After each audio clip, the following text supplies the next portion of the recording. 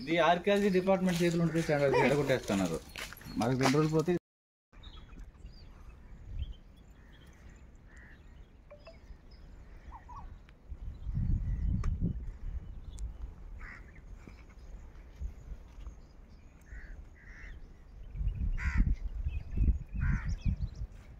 Hi friends, అందరికీ సామాజిక ఉద్యమాభివందనాలు. బాగున్నారని భావిస్తున్నాను. నేను ప్రస్తుతము విశాఖపట్నంలోని చారిత్రక ప్రదేశమైన తొట్లకొండ అనే బుద్ధిస్ట్ క్షేత్రంలో ఉన్నాను. ఇది వేల సంవత్సరాల క్రితంది. బుద్ధిస్టుల యొక్క ఆనవాళ్ళు ఇక్కడ ఉన్నాయి.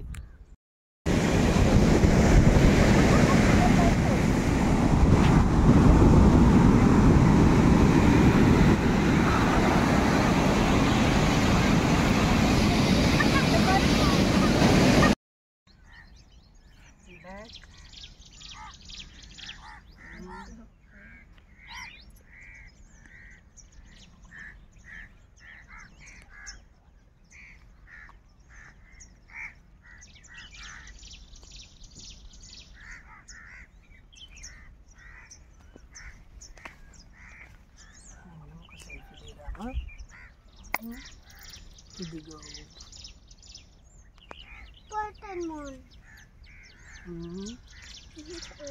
ఓకే.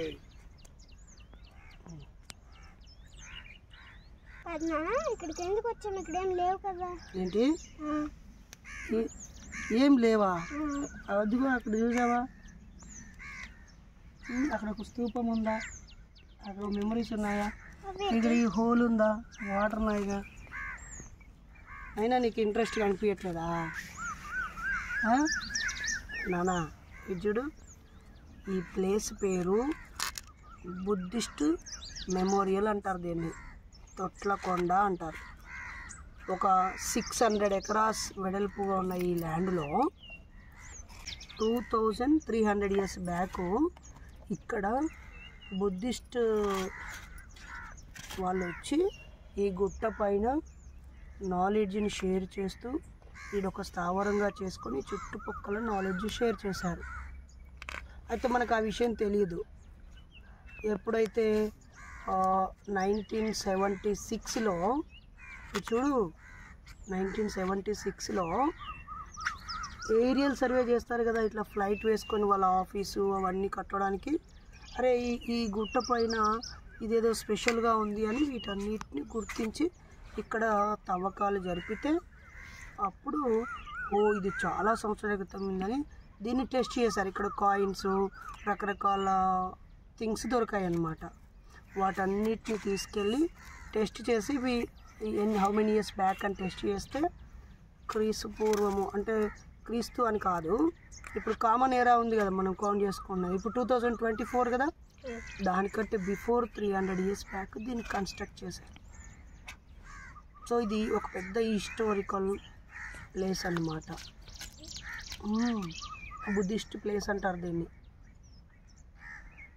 నీకు బుద్ధుడు తెలుసు కదా, చాలా మంచివాడు. బుద్ధుడు మంచివాడు, గ్రేట్ మ్యాన్. అందుకే బాబాసాహెబ్ అంబేద్కర్ తెలుసు కదా, నీకు పేరు విన్నావు కదా, ఆయన నేను బుద్ధిస్ట్ ఫాలోవర్ని అని చెప్పాడు. ఆయనకి మీకు ఇప్పుడు Telugu, Hindi, English, science, social, maths teachers ఉన్నారు కదా, వాళ్ళు టీచర్స్ కదా, గురువులు అంటారు కదా. కానీ బాబాసాహెబ్ అంబేద్కర్ తనకి 3 గురువుల పేర్లు చెప్పాడు. ఒకరేమో బుద్ధుడు, రెండవదేమో కబీర్ దాసు, మూడవదేమో మహాత్మా జ్యోతిరావు పూలే. కాబట్టి బుద్ధుడు ఎప్పుడో 2500 ఇయర్స్ బ్యాక్ చచ్చిపోయినా కూడా ఆయన చేసిన మంచి పనులు, ఆయన చెప్పిన మాటలన్నీ ఆయన చూడు అందరికీ చెప్పాడన్నమాట. సో ఆ మాటలకి ఇన్స్పైర్ అయ్యి తన గురువు అని చెప్తూ ఉంటారు. ఓకేనా? హాయ్ రా చెల్లె. హాయ్ అన్న. జై భీమ్. జై. వీడు మామూలు పొట్టాడు కాదు, కానీ అన్న ఫోన్ అలవాటు ఉంది, దాన్ని ఎలా మాన్పించాలి? అవునా? అవునా? అప్పుడు నువ్వైతే ఏం చేస్తావు? లాగి ఒకటి వీకడమో లేకపోతే గుంజుకోవడము. అరే నీకు ఒక స్టోరీ చెప్పనా బుద్ధుడి గురించి? చెప్పనా? బుద్ధుడు స్టోరీ ఒకటి ఉంటుంది. ఏమనంటే చూడు, బుద్ధుడు ఒకసారి ఆయన దగ్గరికి బాగా తాగడం అలవాటు ఉన్న ఒక ఆయన వెళ్తాడు. వెళ్ళి సార్ నాకు ఇట్లా సీసా పట్టుకుంటాడు, కళ్ళు సీసా ఇలా పట్టుకొని, సార్ నాకు తాగే అలవాటు ఉంది, నేను దీన్ని మానేయాలి, లేకపోతే మా భార్య పిల్లలు నన్ను అసహించుకుంటున్నారు, నేను డబ్బులు సంపాదించుకోలేకపోతున్నాను, నన్ను ఎవరు గౌరవించట్లేదు, నేను ఇది మానేయడం ఎలాగా మీరు చెప్పండి, మీరు చాలా గ్రేట్ పర్సన్ కదా అని అడుగుతాడు. ఇది చూడు,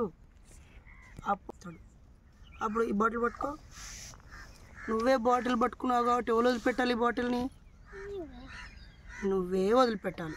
అలాగే ఈ ఫోన్ని నువ్వే దీనికి పట్టుకున్నావు కాబట్టి నువ్వే వదిలిపెట్టాలి. అది నిన్ను వదిలిపెట్టదు, అది నిన్ను పట్టుకోలేదు, నువ్వే దాన్ని పట్టుకున్నావు కాబట్టి దాన్ని నువ్వు వదిలిపెట్టాలి. దీనివల్ల నాలెడ్జ్ కోసం, ఇన్ఫర్మేషన్ కోసమే దీన్ని ఉపయోగించాలి. ఎక్కువసేపు దీంతో ఉంటే బుర్ర పని చేయదు. నీకు అవసరం ఉన్న విషయమే ఇందులో తెలుసుకోవాలి. తర్వాత దీన్ని పక్కన పెట్టి అమ్మతో, నాన్నతో, అక్కతో, చెల్లితో, బాబాయితో అందరితో ఆడుకోవాలి, మాట్లాడాలి. ఓకేనా? ఇప్పుడు నువ్వు నేర్చుకునేవాడు కాబట్టి నేర్చుకోవాలి, ఇలా దీనికి బానిస అయిపోవద్దు. చాలామంది దీనికి బానిస అయిపోయి దీనిలో దూరిపోతూ ఉంటారు. ఫ్రెండ్స్, చాలామంది ఫోను కంట్రోల్లోకి వెళ్ళిపోతున్నారు, అది మంచిది కాదు. మీ కంట్రోల్లో ఫోన్ ఉండాలి, ఫోన్ కంట్రోల్లో మీరు ఉండొద్దు. ఓకేనా? అది నీకు బానిస, నువ్వు దానికి బానిసవు కావద్దు. ప్రతి నెల మనం డబ్బులు చెల్లించేది ఎవరికైనా సమాచారం ఇవ్వడానికి, తీసుకోవడానికి. అలాగే ఇందులో ఉన్న అనేక రకాల ఉపయోగాలని ఉపయోగించుకోవడానికి. దీనిని ఉపయోగించుకోవడానికి మనం దీన్ని కొనుక్కున్నాం తప్ప దీనికి బానిస అవ్వడానికో, ఇందులో ఉన్న సిమ్ కార్డు యజమానికి డబ్బులు చెల్లించడానికో కాదు. అలాగే చిన్న పిల్లల తల్లిదండ్రులు దయచేసి వీళ్ళతో ఎక్కువసేపు ముచ్చట్లు పెట్టండి, వీళ్ళు శారీరకంగా ఆటలు ఆడడానికి ట్రై చేయండి, వీళ్ళు అలసిపోయేలాగా చూడండి, క్రియేటివ్గా ఆలోచించేలాగా చూడండి. ఎప్పుడు ఏదో ఒక పని చెయ్యనియండి, వాళ్ళకు నచ్చిన పనిని చేయనియండి. ఆ పని వల్ల నష్టం జరగకుండా చూసే ప్రయత్నం చేయండి తప్ప వాళ్ళని అడ్డుకోవడమో, చిరాకు పడడమో, మీ పనులు మీరు చేసుకుంటే అడ్డొస్తున్నారని వాళ్ళకి ఏదో ఒకటి పెట్టి చూసుకోరా అని ఇవ్వడమో, మనమే దగ్గరుండి మనకు డిస్టర్బ్ కావద్దని వాళ్ళని డిస్టర్బ్ చేస్తూ వాళ్ళకు చెడు అంటగడుతున్నాం. కాబట్టి వాళ్ళు మారాలి అని మీరు అనుకుంటే కాదు, మారడానికి అనేక రకాలుగా ప్రయత్నం చేస్తే మారుతారు. అంతేకాని ఎక్కడో పుస్తకంలో ఉందనో, ఇలా ఒక వీడియోలో ఒక స్టోరీ చెప్పినంత మాత్రాన మారిపోరు. మారడం అవసరం ఉండాలి. వాళ్ళ ఆసక్తుల్ని గుర్తించి క్రియేటివ్గా ఉండే పనులు ఎన్నో అప్పగించాలి. మరీ ముఖ్యంగా ఇలాంటి చిన్న వయసు పిల్లల తల్లిదండ్రులు, మీ పిల్లలు ఈ వయసులో వాళ్ళ బ్రెయిన్లో పడే చాలా బలమైన ముద్రలు ఎక్కువ ప్రభావితం చేస్తాయి.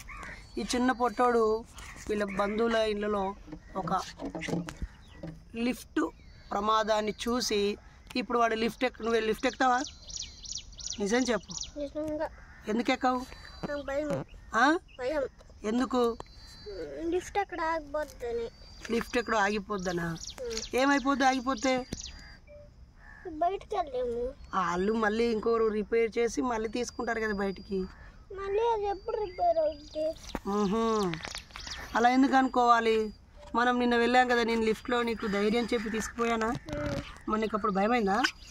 అవ్వలేదు, ఎందుకంటే దానికి విండోస్ ఉన్నాయి ఇటువైపు చూసుకోవడానికి కూడా, అందుకే. కాబట్టి చాలామంది చిన్న పిల్లలని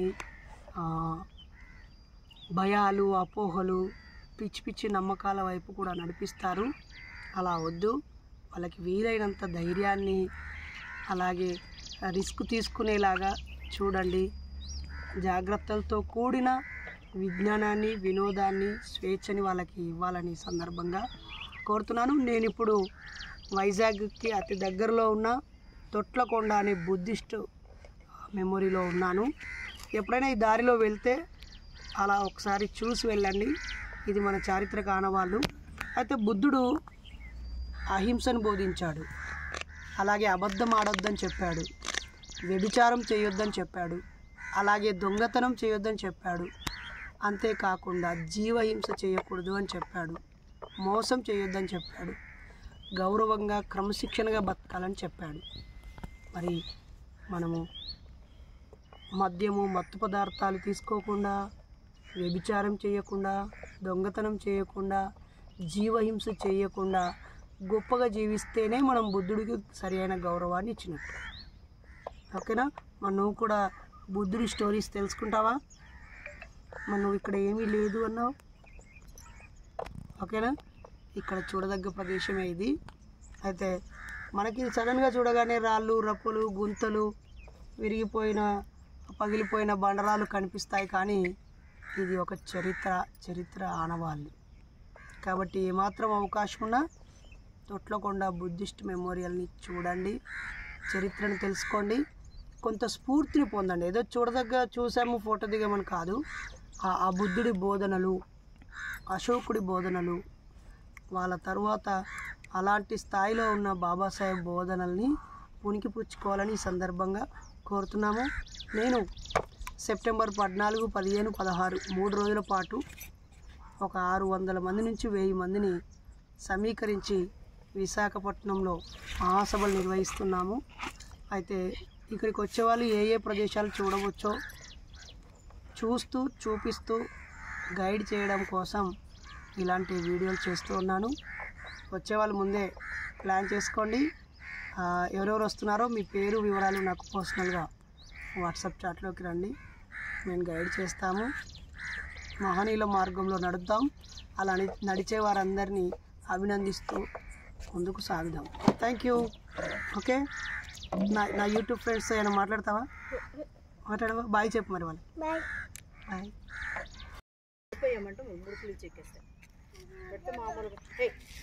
అందరికి జై భీమ్, జై ఇన్సాన్. I'm in Thotlakonda Buddhist memorial. జై భీమ్, జై ఇన్సాన్ విని విని విని అలవాటైపోయింది. ఎక్కడ విని నా పలానా తొందర.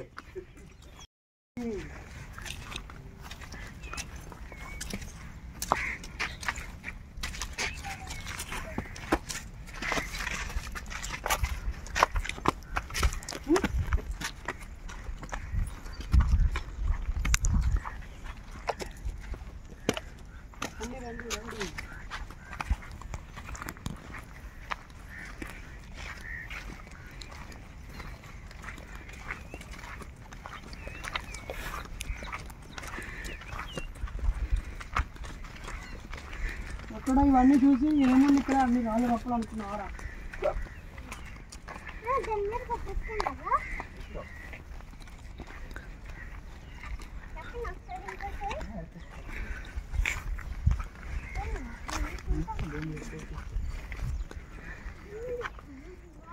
క్యాపబిలిటీ బట్టి ఇక్కడ ఎన్ని చెప్తారు. ఎవరో వచ్చింది ఎక్కడ మరి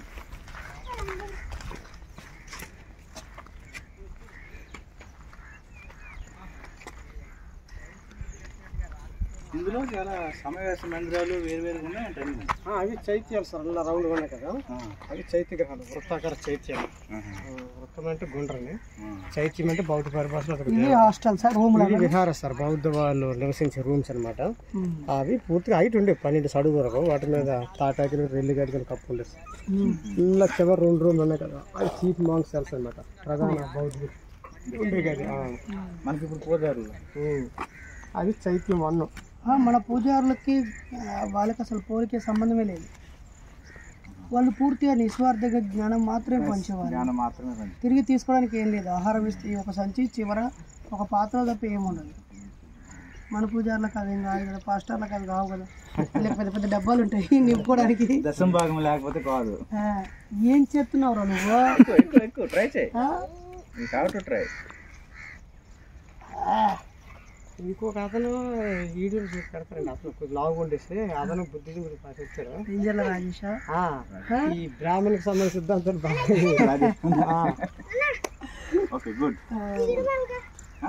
అవి ఏంటి? 64 పిల్లర్స్ మీటింగ్ హాల్, సమావేశం అందరం. అది ఒక్కొక్క పిల్లర్స్ 16 అడుగుల వరకు అవుతుంది. వాటి మీద ఉదయం కాకుండా వాళ్ళు సభా సమావేశాలు నిర్వహించుకునే సమావేశం అందరం మీటింగ్ హాల్ అది.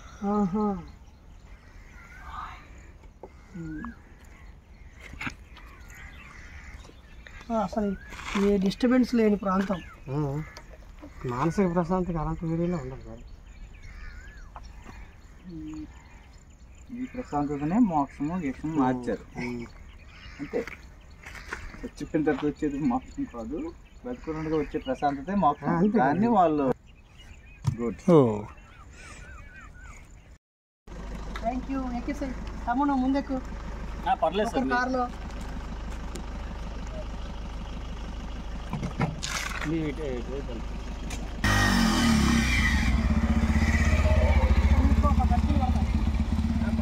అయిపోతుంది వస్తారండి.